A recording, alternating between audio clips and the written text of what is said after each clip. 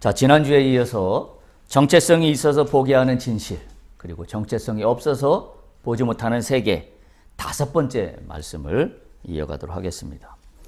오늘 제가 나누고자 하는 중심의 구절 말씀을 민수기 14장 9절에 있는 말씀입니다. 9절의 말씀을 가지고 함께 중점적으로 나누도록 그렇게 하겠습니다. 9절은 그렇습니다. 다만 여호와를 거역하지는 말라.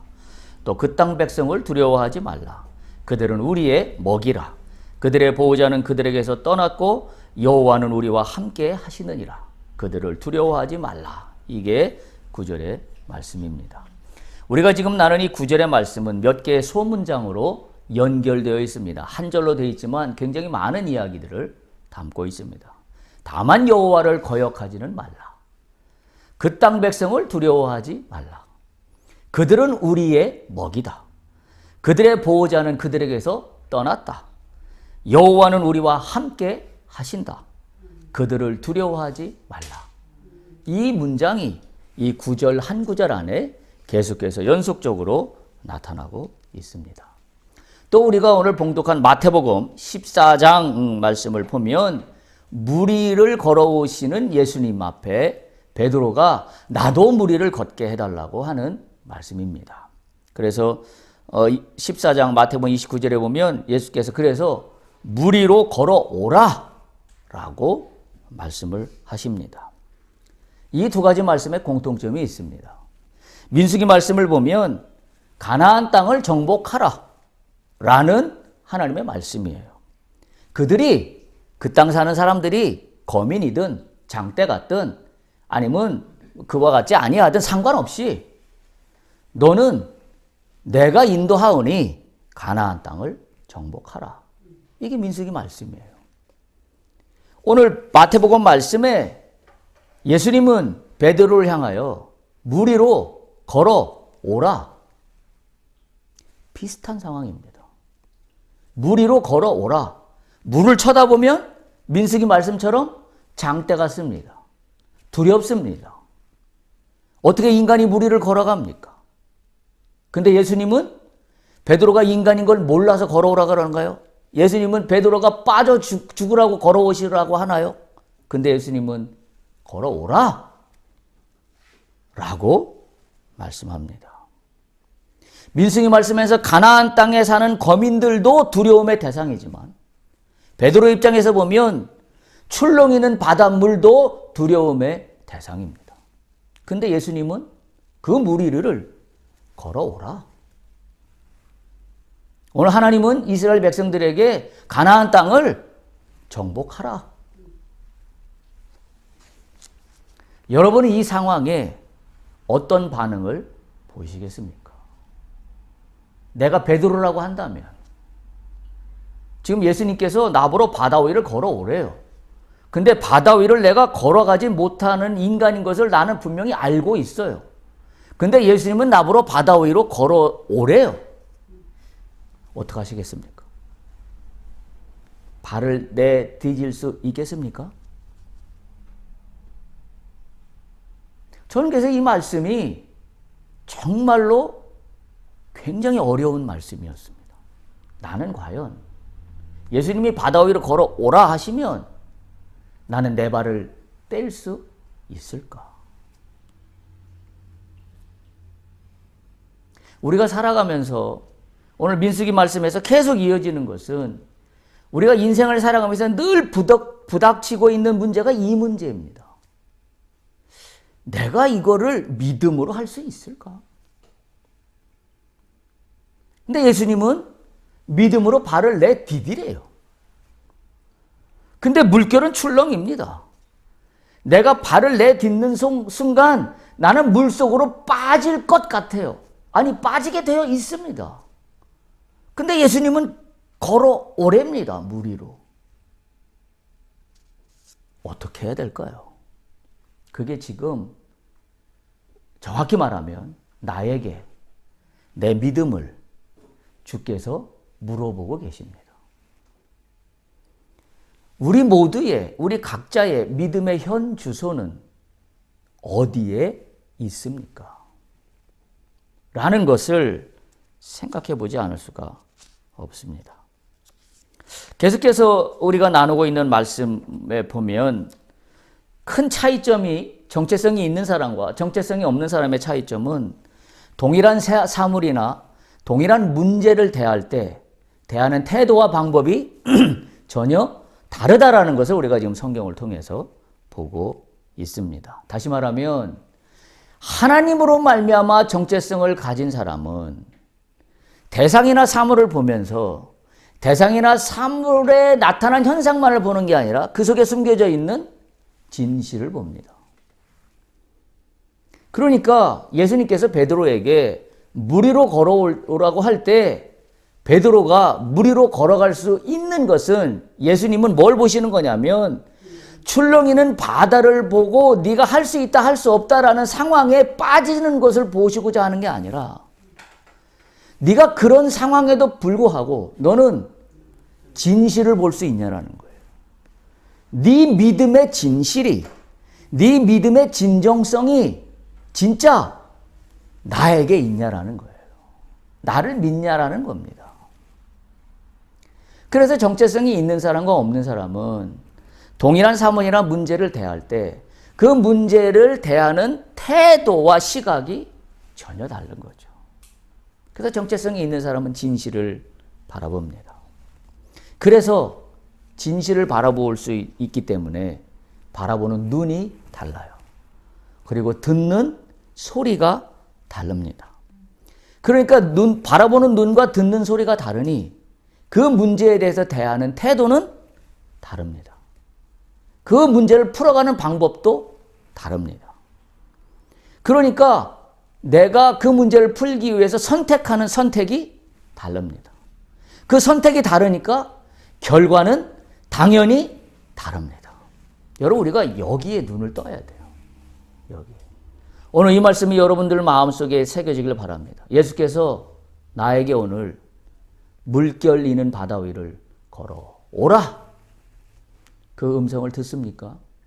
그리고 그 음성을 듣는다면 나는 믿음의 발을 내디딜 수 있어야 합니다. 그게 진실이에요. 그게 진짜 보는 눈이고 그게 진짜 듣는 귀를 가지고 있는 하나님의 사람입니다. 그 눈과 귀가 없다 그러면 우리는 세상의 가치로 사는 사람과 하나도 다를 바가 없기 때문입니다. 오늘 그 말씀을 이어갑니다. 네 번째, 정체성이 있는 사람은 결정적인 순간에, 절체절명의 순간에 하나님을 향한 태도가 다릅니다. 그게 오늘 9절의 말씀이에요. 그게 오늘 9절의 말씀입니다. 정체성이 있는 사람은 결론부터 말씀드리면 문제 앞에서 하나님만 바라봅니다. 그러나 정체성이 없는 사람은 문제 앞에서 하나님만 바라보지 못하고 문제만 바라봅니다. 어마어마한 차이입니다. 정체성이 있는 사람은 문제 앞에서 문제를 바라보는 게 아니라 하나님을 바라봅니다. 근데 정체성이 없는 사람은 문제 앞에서 문제만 바라봅니다. 그러니까 출렁이는 바다에 빠질 수밖에 없습니다. 베드로가 물 위를 걸었나요? 걷지 못했나요? 못 걸었습니다. 왜 못 걸었어요? 출렁이는 물을 바라보고 부는 바람을 바라봤을 때 베드로는 빠졌다라고 성경에 기록하고 있습니다. 정체성이 있는 사람은 문제를 대할 때 하나님을 바라봅니다. 근데 정체성이 없는 사람은 문제를 만날 때 문제만 바라봅니다. 그리고 나면 어떻게 되나요? 문제 속으로 빨려 들어갑니다. 걷잡을 수 없이 빨려 들어갑니다. 마치 베드로가 물 위를 걷으려고 해서 걸어가다가 바람을 바라보는 순간, 출렁이는 바다 위를 바라보는 순간 물속으로 빠졌던 것과 똑같은 원리입니다. 똑같은 원리입니다. 자, 대조하여서 말씀을 좀 드리도록 하겠습니다. 민수기 13장 31절과 32절을 한번 앞으로 넘겨서 찾아보시기 바랍니다. 민수기 13장 31절과 32절을 보면 정체성의 혼란을 겪고 있는 이스라엘 백성들이 문제를 만났을 때의 태도입니다. 뭐라고 얘기했냐면 31절에 보면 그와 함께 올라갔던 사람들은 이르되 우리는 능히 올라가서 그 백성을 치지 못하리라. 그들은 우리보다 강하다. 그리고 32절에 보면 악평하여 이르되 우리가 두루 다니며 정탐한 땅은 그 거주민을 삼키는 땅이라. 그리고 14장 3절을 보세요. 14장 3절을 보면 이렇게 이야기합니다. 어찌하여 여호와가 우리를 그 땅으로 인도하여 칼에 쓰러지게 하려 하는가? 우리 처자가 사로잡히리니 애굽으로 돌아가는 것이 낫지 아니하냐? 보세요. 문제를 만났어요. 뭘 바라보고 있습니까? 문제 속으로 빨려 들어가고 있습니다. 걷잡을 수 없이 빨려 들어가고 있습니다. 자, 그런데 오늘 우리가 본문으로 대하고 있는 민수기 13장 9절을 보십시오. 뭐라고 이야기하고 있습니까? 너무나 대조적입니다. 여호와를 다만 여호와를 거역하지는 말라. 그 땅 백성을 두려워하지 말라. 그들은 우리의 먹이라. 그들의 보호자는 그들에게서 떠났고 여호와는 우리와 함께 하시느니라. 그들을 두려워하지 말라.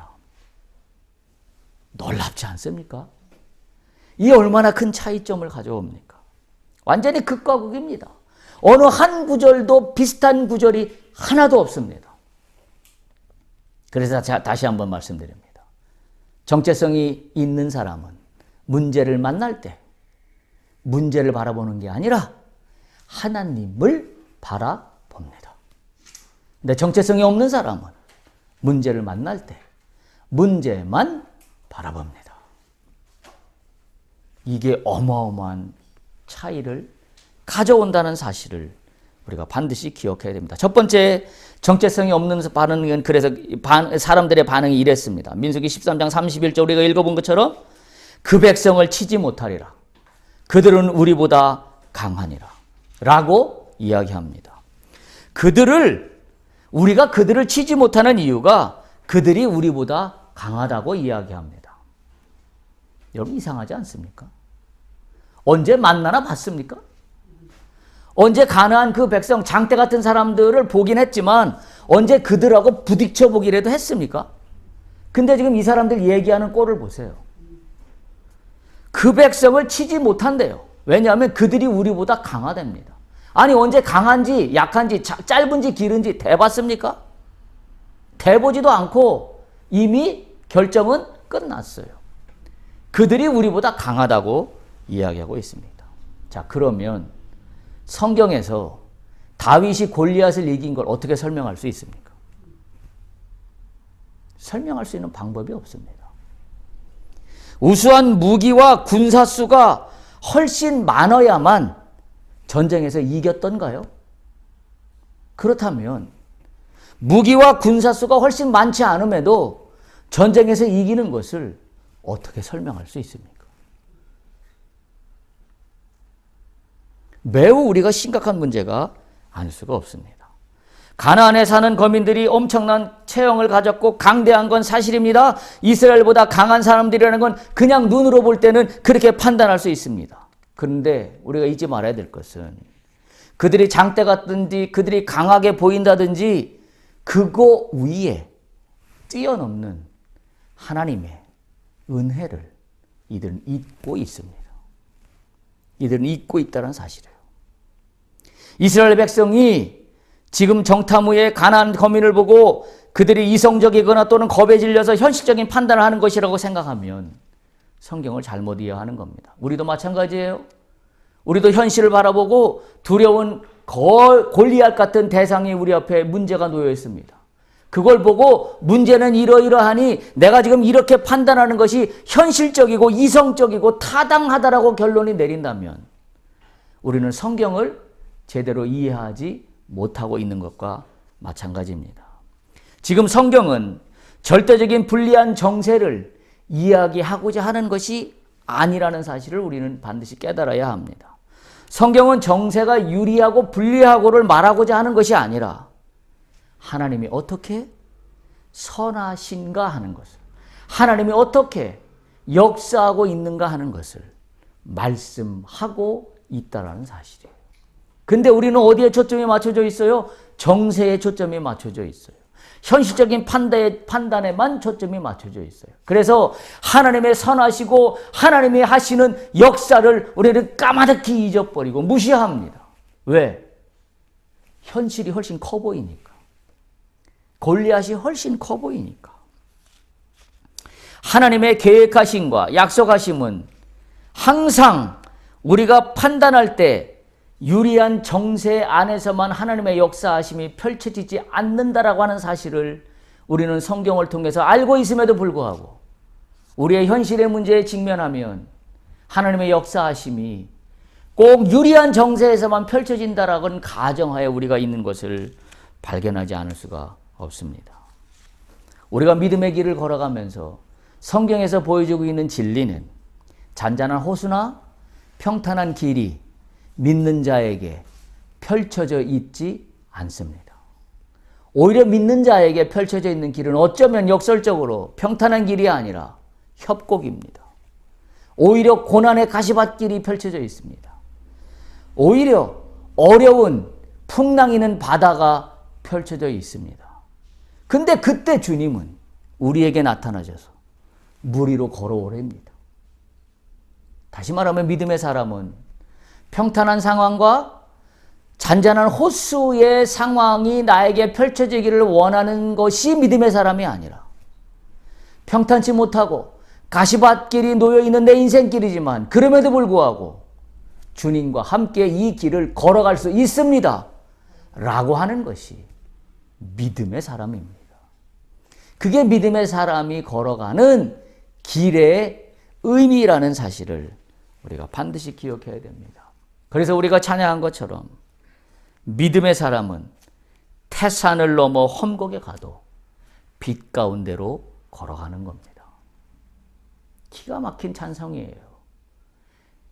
숨을 헐떡거리며 죽을 고비를 넘기며 태산을 넘어갔어요. 여러분, 태산이 얼마나 높은 산이겠어요? 동네 언덕도 아니고. 죽을 힘을 다해서 태산을 넘어갔어요. 그런데 넘어갔더니 그 다음에 펼쳐진 곳이 어디예요? 협곡이에요. 무슨 상황입니까? 우리는 태산을 넘어가면 평탄한 길이 펼쳐질 거라고 기대를 해요. 그런데 믿음은 뭐냐? 태산을 넘어갔는데 협곡이 펼쳐져도 빛 가운데로 걸어가는 겁니다. 할렐루야. 빛 가운데로 걸어가면 영광입니다. 그게 우리가 찬양한 태산을 넘어 험곡에 가도예요. 제가 가사를 한번 읽어볼게요. 태산을 넘어 험곡에 가도 빛 가운데로 걸어가면 주께서 항상 지키시기로 약속한 말씀 그대로 이루어집니다. 할렐루야. 그래서 우리는 이렇게 얘기할 수 있어요. 하늘의 영광, 하늘의 영광. 나의 마음속에 차고도 넘치니 할렐루야를 힘차게 불러 영원히 주를 찬양하리라. 출렁이는 바다 위에 예수님은 베드로에게 오라, 걸어오라. 오늘 문제를 만난 내 인생 앞에 예수님이 그 문제 앞에 지금 서 계셔서 나에게 말씀하십니다. 문제를 밟고 걸어 나에게 오라. 할렐루야. 우리는 어떻게 하면 돼요? 주님을 믿고 바다를 바라볼 것이 아니라 주님을 바라보고 내 발걸음에 뛰어 문제를 밟고 넘어가면 됩니다. 아멘. 할렐루야. 아멘. 오늘 주님의 소리를 들을 수 있기를 축복합니다. 아멘. 오라. 나에게 오라. 두려워하지 말라. 뭘 무서워하느냐? 나를 믿고 오라. 오늘 그 소리를 들을 수 있어야 합니다. 그러할 때 우리에게 하늘의 영광이 펼쳐집니다. 두 번째 민수기 13장 32절에 보면 이들은 이렇게 악평합니다. 우리가 다 다녀보았는데 그 땅은 거주민을 삼키는 땅이다. 이렇게 이야기해요. 하나님이 약속한 땅을 악평했다고 했습니다. 우리가 가장 경계해야 될 신앙의 경계선이 바로 이 부분입니다. 하나님에 대한 신앙의 태도는 어쩌면 우리가 살아가면서 일상에서 경험하는 것은 종이 한 장 뒤집기 정도의 차이로 쉽게 뒤집어집니다. 어떠한 상황에 있더라도 하나님을 경홀히 여기는 말을 하지 않아야만 합니다. 그런데 이 상황은 손바닥 뒤집기 하듯이 간단하게 내 문제 앞에서 내 입술을 통하여 일어나고 맙니다. 그래서 내가 평상시에 정체성이 확실하게 확립되어 있다는 것이 얼마나 중요한지 알 수가 없어요. 정체성이 확실하게 확립되어 있지 않으니까 손바닥 뒤집듯이 하나님을 경홀히 여기는 문제 앞에서의 나의 태도가 늘 나타난다는 사실입니다. 여러분 창세기에 보면 아담이 사탄의 유혹에 넘어가 선악과를 따먹는 기사가 나옵니다. 우리가 다 잘 아는 기사입니다. 그때 어떻게 했냐면 성경을 보면 아담이 하나님의 눈을 피해 숨었다고 그랬어요. 하나님의 눈을 피해 숨었습니다. 그때 창세기 3장 9절에 보면 하나님께서 이렇게 말씀하세요. 아담아, 네가 어디 있느냐? 여러분, 하나님이 아담이 어디 있는지 몰라서 물어보셨을까요? 질문하셨을까요? 하나님은 아담이 어디 있는지 다 알고 있음에도 불구하고 하나님이 물어보십니다. 아담아, 네가 어디 있느냐? 하나님은 당신이 만홀히 여김을 받는 것을 허락지 않으십니다. 아담은 하나님의 말씀을 불순종하여 선악과를 따먹고 말았습니다. 그리고 죄책감이 밀려왔습니다. 그래서 숨고 말았습니다. 아담아, 네가 어디 있느냐라는 하나님의 물음은 오늘 나에게 하시는 질문입니다. 하나님께서 아무개야, 아들아, 딸아, 네가 어디 있느냐? 왜 손바닥 뒤집듯이 나의 이름을 경홀히 여기느냐? 오늘 이스라엘 백성들은 가나안 땅을 정탐하고 난 이후에 악평하여 이르렀습니다. 그 땅이 거주민을 삼키는 땅이다. 하나님을 만홀히 여기는 말이 아닐 수가 없습니다. 우리가 하나님을 경홀히 여기는 것은 우리가 무슨 마음을 작정하고 엄청 벼르고 별러서 마음을 다지고 다져서 하나님을 경홀히 여겨야 되겠다고 마음을 먹어서 하나님을 경홀히 여기는 순간이 오는 게 아닙니다. 나도 모르게 어쩌다 보니 훅 하고 내 입술에서 튀어나옵니다. 언제? 문제를 만났을 때. 언제? 사탄의 속삭임에 넘어갔을 때. 여러분, 정체성이 있는 사람은 나도 모르게 순식간적으로 여호와를 경홀히 여기는 말이 나오는 것을 통제하게 합니다.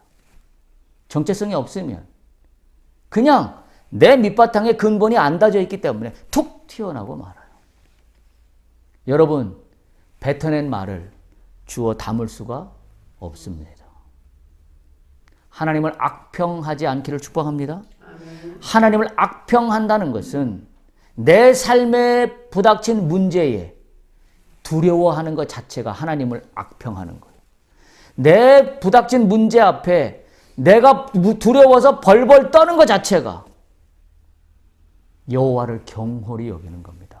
왜? 주님은 내가 주를 믿는다라고 고백한 사람들이기 때문에, 그러면 주를 믿는다라고는 믿음의 사람이면 출렁이는 물결 위에서 걸어오라 라고 하시는 주님의 소리를 듣는다면 걸어가는 게 주님에 대한 충성입니다. 주님에 대한 신앙이에요. 근데 그 자체를 걸어가는 발걸음을 떼지 못한다면 그건 뭐예요? 주님을 경홀히 여기는 겁니다. 만홀히 여기는 겁니다. 악평의 결과는 하나님의 주신 땅이 거주민을 죽이는 땅이라고 이야기합니다. 그래서 이들은 아주 간단히 신앙에서 불신앙으로 한 발짝 뗀 순간 넘어가 버리고 마는 겁니다. 그러니까 내가 평탄한 길을 걸어갈 때면 하나님은 늘 나에게 좋은 것을 베푸시는 신이 되지만, 내가 평탄한 길이 아니라 가시밭길을 걸어갈 때면 하나님은 나에게 고난만 주고 나를 힘들게 하시는 신이라는 생각이 내 속에서 떨쳐버리지 않는 거예요. 그 문제에 있어서 시험을 받은 사람이 구약에 누구냐면 우리가 잘 알고 있는 욥이라는 사람이에요. 욥기예요. 욥기는 당대의 의로운 사람이라 그랬어요. 당대의 모든 풍요로움을 다 누린 사람이라 그랬습니다. 그때 욥기는 어떻게 시작하나요? 사탄이 하나님하고 딜을 합니다. 그래서 욥을 한번 시험해보자. 욥이 지금 풍성함과 이 모든 평안을 누리는 것이 하나님으로부터 주어진 것인지 아닌지 욥은 어떻게 이 반응을 하는지 테스트해보자. 그래서 하나님이 욥은 그런 사람이 아니다. 네가 시험해보려면 시험해보라 라고 해서 하나님이 사탄에게 허락을 하셨어요. 테스트해봐라. 그래서 사탄이 욥으로부터 모든 것들을 다 뺏어가기 시작합니다. 욥기 마지막 욥이 고백하는 말이 있습니다. 여러분 다 기억하시죠? 욥기 42장 5절입니다. 내가 주께 대하여 귀로 듣기만 하였사오나 이제는 눈으로 주를 배움나이다.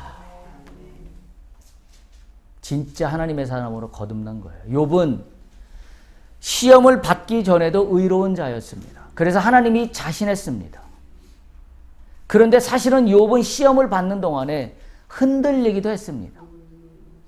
새 친구들이 나타나서 욥을 마음을 흔들어 놓기도 했습니다. 그런데 이 시험의 과정을 통하여 욥은 더 든든한 하나님의 사람으로 거듭납니다. 그러고 나서 고백하는 말입니다. 내가 지금까지는 귀로만 들었사오나 이제 주를 눈으로 배움나이다. 여러분 이 은혜가 여러분한테 임하기를 간절히 축복합니다. 민수기 14장 3절에 보면 여호와는 우리를 죽게 한다고 합니다. 어찌하여 여호와께서 우리를 칼에 쓰러지게 하려 하나이까? 라고 이야기합니다. 여호와가 우리를 죽게 한다고 보는 것은 이스라엘 백성들의 신앙의 현주소를 이야기하고 있습니다. 나의 신앙과 믿음의 지향점이 나의 안위와 풍요에만 있다는 것을 역설적으로 이야기하고 있어요. 여호와께서 어찌하여 나를 죽이려 하십니까? 그러니까 문제를 만나니까 여호와께서 죽이려 한다고만 생각해요. 하나님이 고난을 주실 때 우리를 죽이려는 목적으로 고난을 주시지 않는다는 사실을 우리는 성경을 통해서 알고 있음에도 불구하고 내가 그 고난의 현장에 들어가면 이와 같이 이스라엘 백성과 똑같은 말을 내가 내뱉고 있다는 사실이에요. 그 얘기는 뭐냐? 내 신앙의 현주소가 풍요로움만 추구하고 있었구나라는 것을 역설적으로 증명해 보이고 있는 말과 똑같습니다. 그래서 이런 일이 왜 일어나는지 도무지 알 수가 없기 때문에 내가 고난을 만날 때 내가 할 수 있는 일은 딱 한 가지밖에 없습니다. 주 앞에 무릎을 꿇고 기도하는 수밖에 방법이 없어요. 왜? 이 모든 것을 주관하시는 분이 하나님이시라는 것을 알고 있는 나라면 이 모든 상황을 통치하여 주시옵소서 라고 무릎을 꿇고 기도하는 게 믿는 자의 태도이지. 오늘 이스라엘 백성들처럼 여호와께서 나를 죽이려고 하시는구나. 어찌하여 나를 죽이려 하십니까? 라고 하는 말을 하지 않아야 합니다. 정체성이 없는 자의 신앙은 그 신앙의 정체성이 자신의 안위와 풍요가 전부이지만 정체성이 있는 사람은 그 신앙이 자신의 안위와 풍요만의 전부가 아니라 자신의 인생에 닥치는 고난과 환난까지도 다 자신의 전부입니다. 그래서 고난도 사랑할 수밖에 없습니다. 풍요도 사랑할 수밖에 없습니다. 왜? 이 모든 것은 하나님이 허락하시지 아니하시면 나에게 오지 않는 하나님의 섭리 가운데 있는 일들이기 때문에 그렇습니다. 따라서 믿는 자들의 지향점은 하나님 나라입니다. 이 나라를 위하여 우리가 존재한다는 사실을 우리가 기억하고 있어야 합니다. 14장 3절 보십시오. 마지막에 보면 결국 정체성이 없는 자들은 이렇게 끝냅니다. 애굽으로 돌아가자. 결국 뭐예요? 문제를 만났을 때 신앙을 포기합니다. 결국 이 신앙은 뭐예요? 내가 필요할 때는 하나님을 찾지만 내가 어려움을 만나면 하나님은 쓸데없는 존재가 돼버리고 만다라는 이야기예요. 그러니까 하나님은 어떤 거예요? 필요하면 붙였다가 내가 불리하면 떼어냈다가, 그렇죠? 필요하면 붙였다가 내가 불리하면 떼어냈다가. 뭐 극단적인 예를 들면 이런 거죠. 내가 어느 모임에 가서 기독교인들 모임에 가면 필요하니까 내가 식사 기도를 하고, 기독교 모임들이 모여있지 않은 다른 모임에 가면 식사 기도를 안 하고, 필요하면 하나님은 붙였다가, 필요 없고 내가 불리할 것 같으면 하나님을 떼어냈다가, 필요하면 거룩해졌다가, 하나님을 붙이고 있으면 거추장스러울 것 같은, 예를 들면 무슨 술집에 갔다든지 와인바에 갔다든지 또는 어떤 클럽에 갔다라고 가정을 한다면 그때는 하나님 이름을 떼어내버리고 잠시. 그 우리의 모습입니다. 결국 그런 사람들의 신앙의 정체성은 뭐예요? 하나님은 내 필요에 따라 붙이면 되는 존재이고 하나님은 내 필요에 따라 떼어내버리면 되는 존재에 불과하다는 이야기예요. 오늘 이스라엘 백성들이 그 모습을 보여주고 있는 겁니다. 정체성이 있는 사람은 반응이 다릅니다. 뭐라고 첫 번째 14장 9절에 보면 기록하고 있냐면 다만 여호와를 거역하지는 말라. 이 무슨 의미일까요? 여호와를 거역하지는 말라. 정체성이 있는 사람은 그들이 문제를 바라보는 시각이 다르기 때문에 그렇습니다. 처음에 말씀드린 뭐예요? 정체성이 있는 사람은 문제를 만날 때 누구를 본다고요? 하나님을 본다고요. 정체성이 없는 사람은 문제를 만날 때 무엇을 본다고요? 문제만을 본다고요. 이게 하나님을 거역하는 거예요. 내가 하나님을 믿는다고 하면서 문제를 만났을 때 문제만 바라본다 한다면 이게 여호와를 거역하는 겁니다. 무슨 내가 불순종한 종교적인 행위를 하지 않아서 여호와를 거역하는 게 아니에요. 여호와 주께서 무리를 걸어오라 하시는데 내가 무리를 걸어가지 못하는 것이 여호와를 거역하는 거예요. 왜? 못 믿으니까. 내가 지금 바닷속으로 한 발짝을 떼면 물속으로 빠질 것 같으니까. 그 얘기는 뭐예요? 여호와를 믿지 못하는 거잖아요. 주님을 믿지 못하는 거잖아요. 그게 뭐예요? 여호와를 거역하는 겁니다. 그래서 다만 여호와를 거역하지 말라는 것은 문제를 만날 때 시각이 하나님으로부터 고정되어 있지 않는 것을 이야기하고 있습니다. 지금 이들이 여호와를 거역하지 말자라고 다만 여호와를 거역하지 말자 그래서 다만이라는 접속구를 붙였어요. 다만. 그냥 여호와를 거역하지는 말자라고 했는데 다만이라는 말을 붙였어요. 그 뉘앙스가 참 기가 막히게 다가옵니다.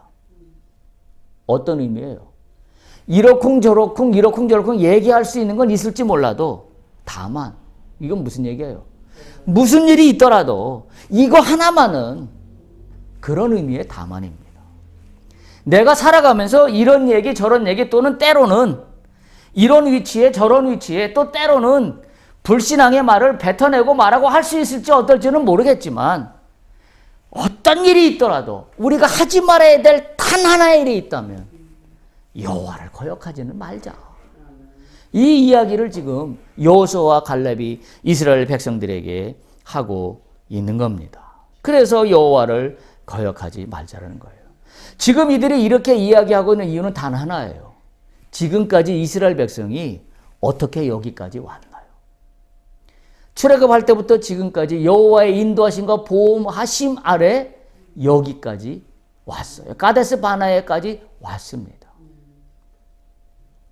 그런데 불구하고 하나님이 지금 가나안으로 우리를 인도하여 가는 말씀의 실현 과정에 있는데 과정상에 있는 거를 바라보지 못하고 이 사실 하나만 똑 떼다가 이것이 결과라고 이야기하고 있으니까 지금 답답한 겁니다. 마찬가지예요. 우리가 믿음의 길을 가는 인생길에서 우리는 가나안을 향하여 가고 있습니다. 그런데 우리가 지금 만나는 고난과 문제는 그 과정상에서 있는 과정 중에 하나예요. 근데 마치 이 과정 중에 하나가 결론이 난 것처럼 떠들어대고 통곡하고 있다라고 한다면 이게 불신앙인 거죠.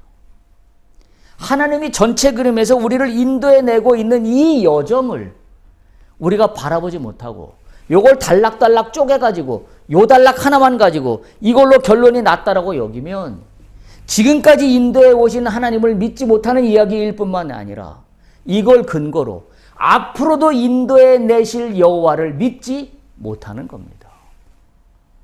그래서 이 문제가 답답한 거죠. 이 문제가 여호수아와 갈렙이 볼 때는 답답해서 뭐라고 이야기하냐면 다만 하나님을 거역하지 말자라고 이야기하고 있는 겁니다.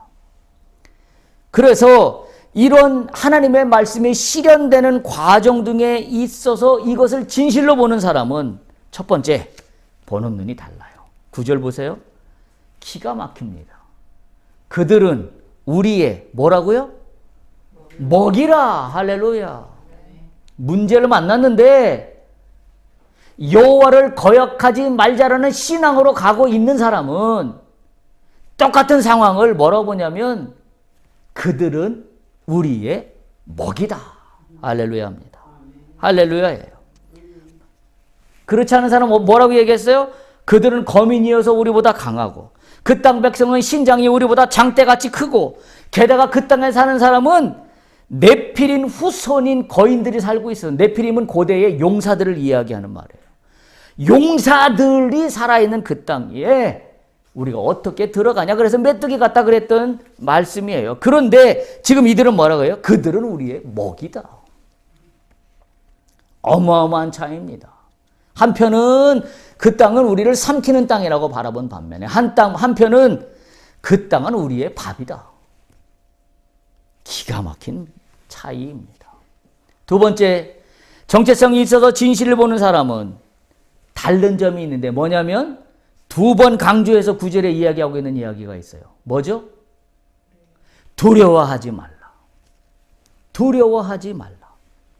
여호수아와 갈렙은 두려워하지 말라라고 이야기하고 있습니다. 이 두려워하지 말라고 하는 것은 그냥 하는 이야기가 아니에요. 이들이 두려워하지 말라는 것은 근거가 있어요. 그 근거가 뭐냐면 하나님입니다. 하나님이 우리를 인도하셔서 가나안 땅으로 우리를 들이신다고 약속하신 것을 믿는 우리이기 때문에 그들이 장대가 같든 거민이든 네피림 후손이든 상관없이 우리는 가나안 땅으로 들어가게 되어 있다. 그러니 두려워할 이유가 없다. 할렐루야입니다. 할렐루야예요. 오늘 베드로에게 주께서 물 위로 걸어오라 라고 하신 말씀과 똑같은 말씀입니다. 무리가 두렵습니까? 가나안 땅의 거민들이 두렵습니까? 그게 두렵다면 우리는 한 발자국도 뗄 수 없습니다. 그러나 하나님으로 정체성이 만들어진 사람은 하나님의 약속의 말씀이 우리를 가나안으로 또는 예수님이 무리를 걸어서 나에게 오신 걸 허락하셨 걸 알기 때문에 나는 물 위가 또는 거민들이 두렵지 않습니다. 이거는 오늘 우리 앞에 놓여 있는 문제와 동일합니다. 두려워하지 마십시오. 내 앞에 놓여진 문제 앞에 두려워하지 마십시오. 이겨낼 확실한 근거가 있기 때문입니다. 그건 뭐냐면 오늘도 주께서 나에게 말씀하시기를 아들아 딸아 물결이는 네 문제가 있느냐? 그 문제를 밟고 나에게 걸어오라. 할렐루야. 이 소리를 들을 수 있기를 축복합니다. 나에게 걸어오라. 문제가 더 이상 문제가 되지 않는다. 나에게 걸어오라. 그러면 두려움도 떨쳐버리고 승리의 개가를 부를 수 있을 거다라는 말씀을 주께서 하고 있는 겁니다. 그런 사람만 마태복음 14장 27절에 주께서 하시는 말씀을 들을 수 있어요. 뭐라고 하고 있어요? 마태복음 14장 27절 안심하라. 나니 두려워하지 말라. 안심하라. 나니 두려워하지 말라. 여러분, 인생이 문제가 없는 인생이 없습니다. 문제가 없는 인생은 한 사람도 없습니다. 그런데 문제는 뭐예요? 두려워하는 게 문제입니다. 주님은 그 두려움을 통치하십니다. 그래서 말씀하세요. 안심하라. 나니 두려워하지 말라. 우리가 이 말씀을 믿고 주님을 의지하고 문제를 밟아 넘어가야 합니다. 할렐루야. 할렐루야. 그건 우리의 정체성의 문제입니다. 여러분, 우리가 문제를 만나면 어떤 능력을 갖기를 소망합니다. 주여, 이 문제를 해결할 능력을 주옵소서. 주여, 이 문제를 뚫어낼 능력을 주시옵소서. 여러분에게 어떤 능력이 필요하십니까? 어떤 능력의 결핍 때문에 괴롭습니까? 제가 비밀을 말씀드릴게요.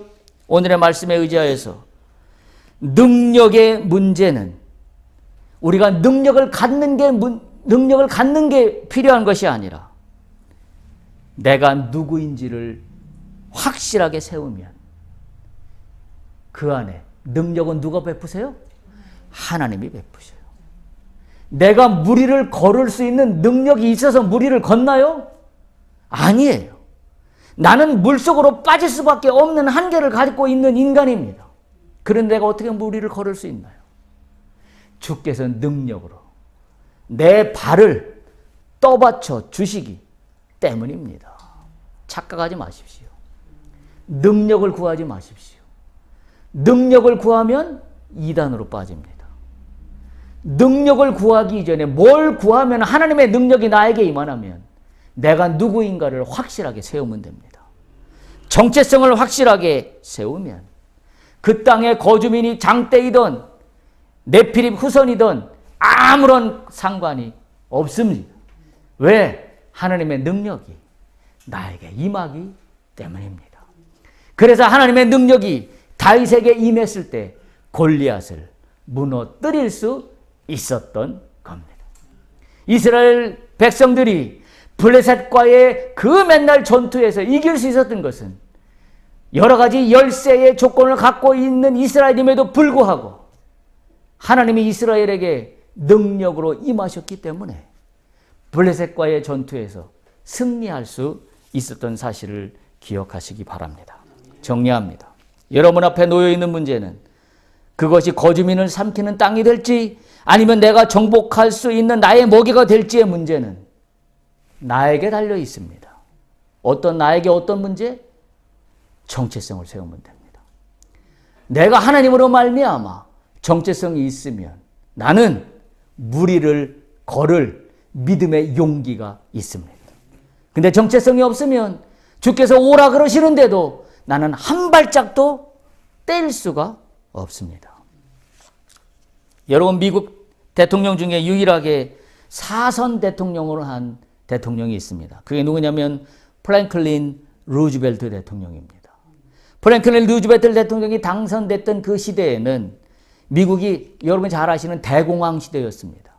완전히 다 경제가 무너져서 폭락했던 그 시대예요. 그때 소위 루즈벨트 대통령이 했던 뉴딜 정책이라는 걸 말미암아 그 대공황으로 혼란 가운데 있어서 우리 이제 다 죽었다 끝났다는 그 상황을 일으켜내는 위대한 역사적인 대통령으로 기록에 남게 됩니다. 이때 이분이 하셨던 유명한 이야기가 있습니다. 제가 오늘 그 순서지에도 기록해 놨는데요. The only thing we have to fear. 우리가 유일하게 두려워해야 될 것은 is fear itself. 두려움 자체이다. 우리가 두려워해야 될 유일한 것은 우리가 두려워하는 거 그거다라는 이야기예요.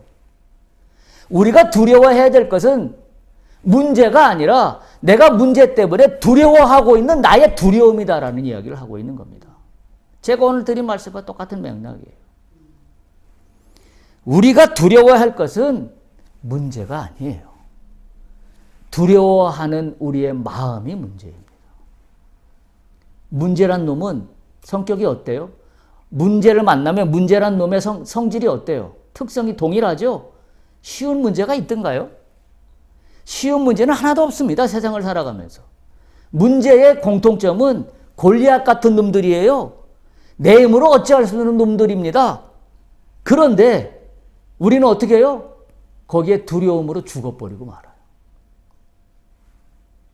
우리가 두려워해야 될 유일한 것은 두려워하는 그 마음 그 자체입니다.